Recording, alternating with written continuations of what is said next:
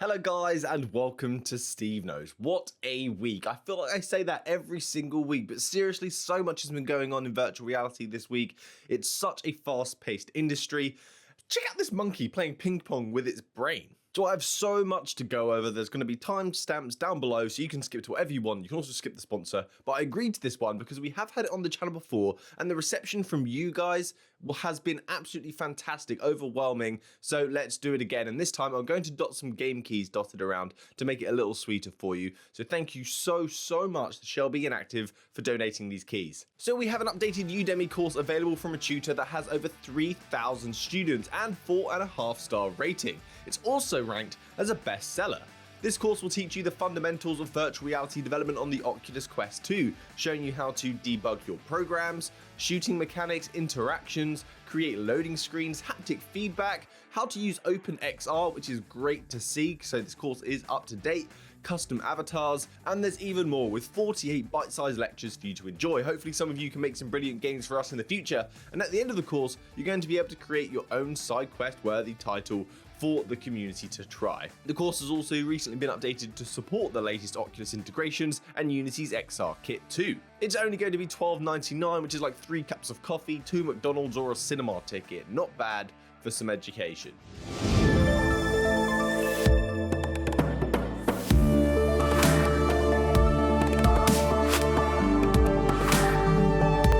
Enough chin wagging, let's get this started. A consumer-friendly move that has me over the moon, and I'm sure you're going to love it too. You may have seen that the DecaMove device that's been popping up around is this device that's created that you attach to your hip, and it will give you hip tracking. Instead of in virtual reality games, your tracking is normally determined by your head or your hands. This is a more natural way to travel. So it's solving that issue which is really awkward in games. It's making your traversal more like real life. Your hips drive your orientation. So DecaGear have just announced that they're going to be bringing for free support for your mobile phone and existing Steam VR trackers to do that hip tracking for you.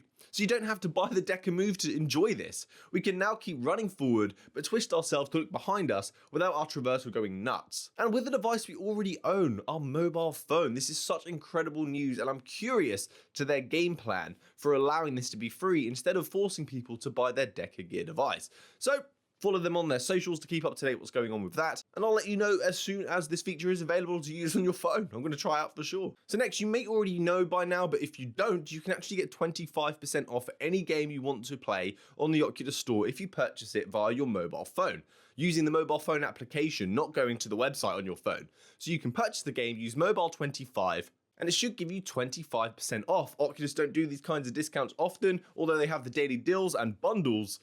Being able to choose any game you want and to get it at a discount is epic, so enjoy.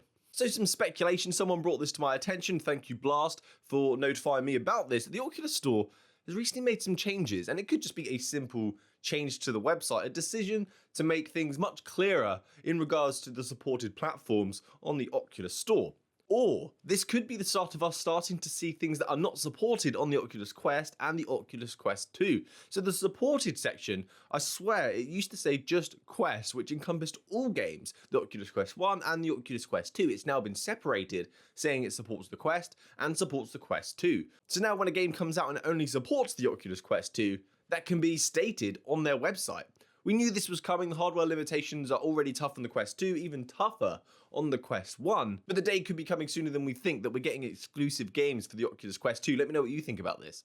Okay, we have so many headsets to talk about this week, and this one, I'm not sure if I want to go really in depth on it because it's an enterprise headset designed for creators and developers to make better virtual reality experiences, provide them with better tools. That may translate into better games. So let's touch on it. This is a HP Omnicept headset that was built with eye, mouth and heart rate sensors that can all be used alongside HP's software solution to monitor the user experience, providing analytics on what was fun, what was stressful, what was scary, to help tailor that experience with bio data. Not people just saying, yeah, it was good, I like the experience. This can be very granular and very direct about what part of the game, and they can't lie. HP have said that no data is stored upon the headset, and all data stores do comply with GDPR for anyone that's wanting to use it. And because we now have these analytics available for people to make games, could we get better horror games, better story games that actually invest us, get us emotional? Or could this go amiss? It could easily just be ignored. It's an exciting idea, but is it actually practical? So if any devs are you watching this, are you excited about this? Do you think this is going to have an impact on your development process? Or do you... Let me know.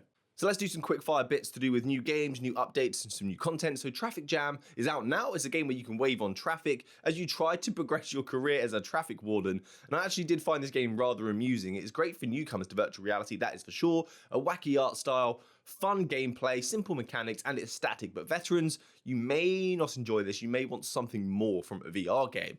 Which brings me on to Swarm. Swarm is finally out. I know I've been going nuts about this game. The reception in less than a day as well, it's got so many reviews, has been really, really good. I'm overjoyed. I love this title. And many of you know I've been the community lead and I definitely advocate this game. It's being called Spider-Man with guns and it has this comic satirical vibe to it. Some of the best grappling mechanics around. I just love Swarm. Single around, shoot stuff, swing, swing, pew, pew. Demeo also got a release date from Resolution Games, this tabletop simulator where you can actually get in on the action, this dungeon crawler RPG, which has a cooperative element to it, which I really, really like the idea of. And Resolution Games, they make fun titles. So you can enjoy this with up to 4 players, where you take on a role of true RPG fashion, where someone knows magic, someone likes daggers, normally an assassin, someone strong and powerful, usually someone like a warrior, and you must work together to destroy the Elven King's army. This title is going to be cross-platform as well, and it may pique your interest if you're a D&D fan. You might get a kick out of this. This is coming May 6th. Now, beta testing has begun for a game called Stride. I have showed this off on the channel. It's a free running action title. It's a bit like Mirror's Edge, but with guns. It is in early access on Steam, and it is going to be coming to the Oculus Quest, but instead of us getting a story and a campaign, it should hopefully, they've been saying, have a multiplayer feature instead. So in this game, you may have seen it on the channel, you can free run but use physical movements. So to jump, you have to swing yourself up. To vault, you have to whack your arms down, you have to pull yourself up. It's a nice take on a free running game, and it was actually really, really good. So I'm interested in what this is going to be like on the Quest, and if you want to sign up to the beta, I'll leave a link down below in the description. Iron Lights has been updated as well. It's brought a pretty sweet new feature actually. It's pretty great. So the first of which is 2 new classes. There's going to bring new weapons, new characters, and a new playstyle. The first of which is Dragoon. Shout out to my Beyblade owners. Character has a long trident and has the ability to throw daggers. There's also Scourge, who has dual-wielded whips. And if you crack the whip on an opponent, Indiana Jones it, apparently do really, really high damage. But the interesting part of this update is this new sandbox mode where you can create custom animations for your own custom fighters. And you can share that with the world, so you can define certain moves for a melee attack, a taunt, a charge attack, and you can then fight that created character which will use those moves which you've just defined. Something I find interesting is that you can get your mum to do it, and then you can fight your mum. So Alvo is releasing on the PlayStation VR next week, and then it's going to be making its way to Steam and Oculus. This is great news because this is one of the few games that is cross-platform with PlayStation VR, PC, and standalone. The game was meant to drop in 2018, but it's finally almost here, and this is being compared to Counter-Strike Go, a title hopefully that can bring something special to the table because we've got a lot of shooters. So it's going to need to do something special, whether it's visuals, mechanics.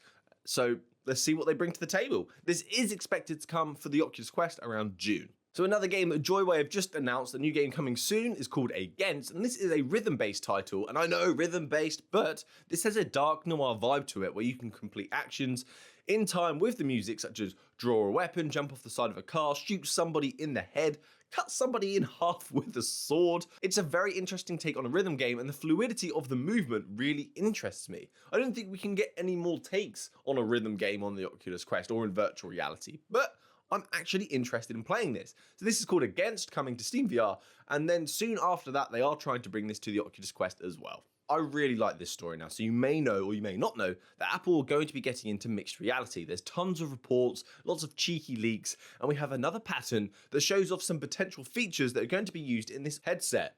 This one is around micro gestures, which makes me believe it may be used because Apple's focus is usually on the user experience, and this fits that perfectly. So this means that the user is going to use their finger and their thumb together and move it a bit like a trackpad on a laptop, which, trying it now, actually sounds like a great idea to get user input in a way that is simple, easy to learn, accurate, and non-obtrusive. The inside-out tracking cameras could easily pick up on that movement, and it would allow the user to do these gestures in public in a discreet manner as well, so you're not flailing your arms about looking crazy in public. It also has a map, so each of the finger segments that you've got, so that's 12, that's like a keypad, will map to a different function. So you may be able to make phone calls using your fingers. We have seen this finger and thumb method used as well before on Facebook's Control Lab wrist device, but the method of implementation is not the same, so I don't think there's going to be any patent lawsuits on this one. There is also one regarding head-worn haptics, as a means to get users' attention, such as when something is out of view, the user can be notified with haptics to slightly turn left, slightly turn right, turn around, a bit like a tap on the shoulder in real life. There are 3 methods to this. They can use earbuds, which maybe Apple's next line of AirPods are going to support haptic feedback. There's a headband, and there's also some spectacles, which would be very interesting.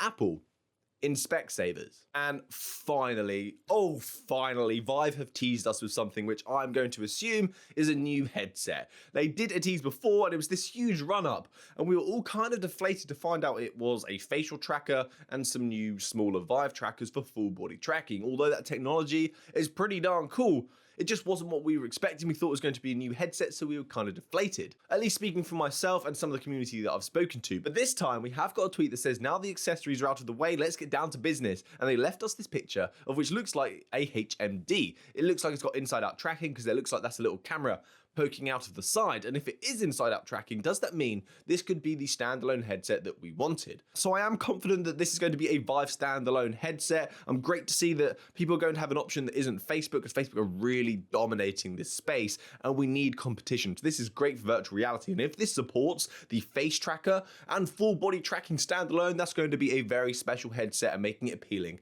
for some of us virtual reality veterans. Happy day. So please comment down below your thoughts on this. I'm really, really excited. So that's it from me today, guys. Thanks for watching to the end of the video, getting caught up on the latest and greatest in virtual reality space. Please subscribe to the channel. Hopefully I'll see you next time. Happy gaming, guys. Good day.